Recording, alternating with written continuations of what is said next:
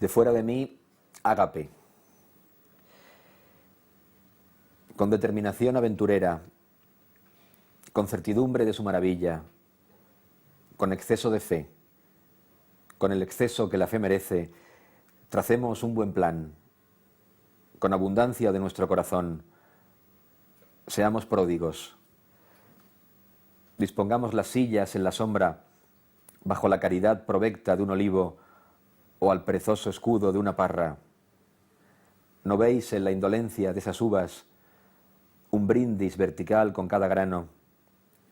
¿No veis transparentarse todo el azúcar próspero del cielo? Démonos a conciencia el merecido ágape, el banquete. Comamos lo supremo en lo más simple, alta conversación, el pan flamante y el lustre del aceite en suero lánguido, la madura energía de tenernos, la fruta fresca, el vino inteligente, que corra el vino hasta volvernos sabios desde el hondo saber de la alegría, aquel que mira el mundo envuelto en llamas y canta su holocausto sin tormento.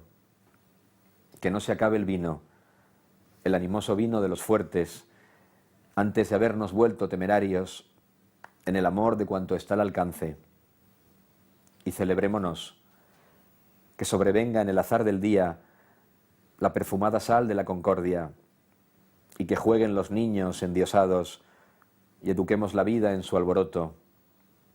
Cómo nos merecemos nuestra fiesta. No hay nada de arbitrario en este obsequio.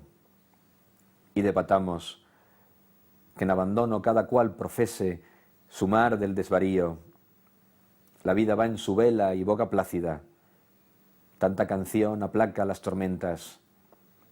Larga vida a nosotros, convidados de carne, buen deseo, buen apetito en nuestras bodas últimas.